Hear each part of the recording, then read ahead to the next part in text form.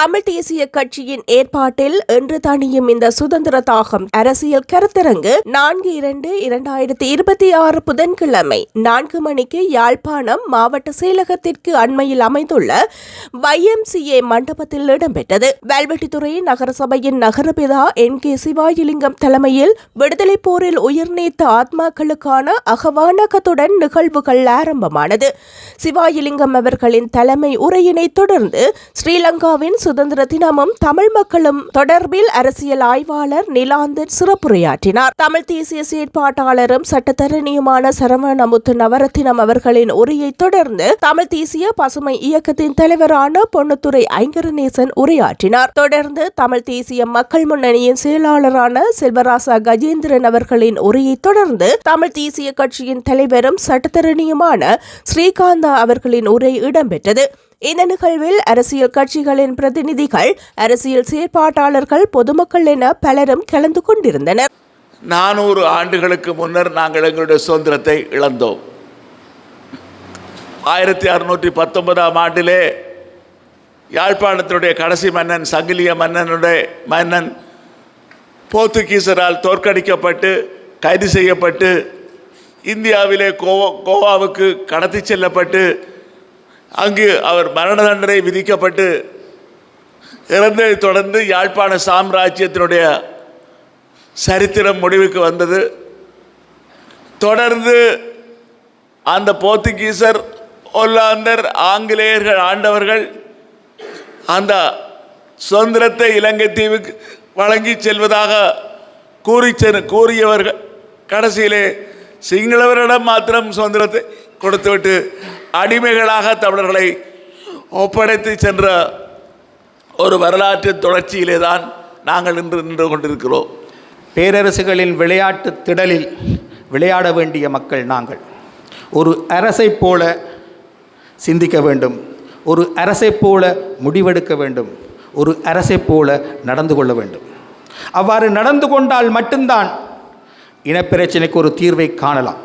கடந்த 16 ஆண்டுகளிலும் நாங்கள் கற்றுக்கொண்டது அது.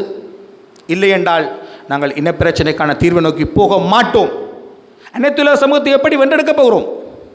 ஒரு 3வது தரப்பாக எங்களுக்கு சாதகமான ஒரு அரசை எப்படி இறக்கப் போகிறோம்? யாரை இறக்கப் போகிறோம்? எப்படி இறக்குவோம்? அடுத்த தலைமுறை, இந்த தலைமுறை போராடும் அடுத்த தலைமுறை, அதற்கு அடுத்த தலைமுறை வாழேடி வாழையாக இந்த கொதிநிலையில் இந்த பிரச்சனை வச்சிருந்தால் பிறகு அடுத்த எங்களுக்கு பாதமாக இன்று நாங்கள் ஒரு பிரச்சனையில் 100க்கு 100% 100க்கு 80% உரிமை கேட்கிறோம் என்று வைத்தால் இன்று 100க்கு 20% கிடைக்கும் என்றால் ஏதோ கிடைக்கிறது என்று ஏற்றுக்கொள்வது புத்திசாலித்தனம் அல்ல.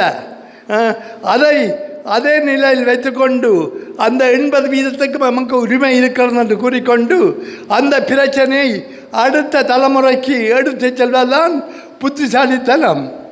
எங்களுக்கான ஒரு சிறந்த ஒரு தலைமைத்துவம் வரும் நிச்சயமாக. அதற்கு இடையில் எங்களினுடைய இந்த தேசிய இன பிரச்சனை ஒன்று இந்த இடத்தில் இல்லை.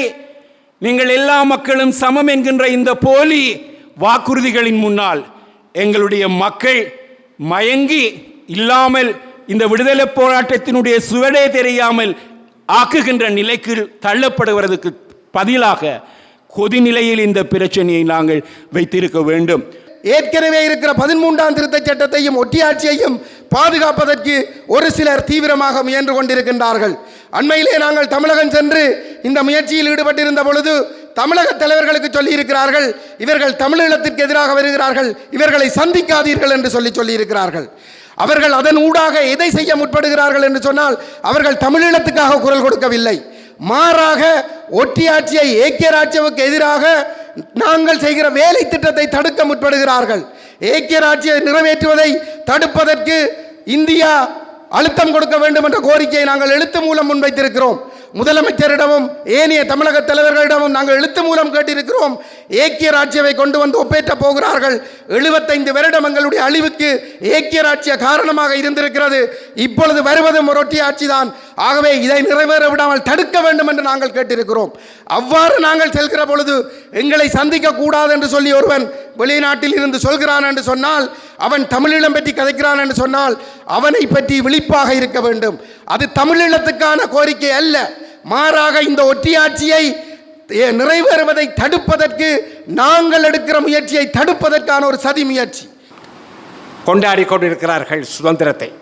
நாங்கள் முதல் தடவையாக இலங்கை தீவை விட்டு வெள்ளையர்கள் போன பிறகு முதல் தடவையாக அதே தினத்தில், அவர்கள் கொண்டாடுகிற அதே சுதந்திர தினத்தில் நாங்கள் இன்றைக்கு எங்களுடைய சுதந்திரத்தை பற்றி பேசுவதற்காக இன்றைக்கு ஒரு பொதுக்கூட்டத்தை நடத்தி இருக்கிறோம் என்றால் இது வரலாற்றிலே ஒரு திருப்பு முனை என்று நான் கூற விரும்புகிறேன்.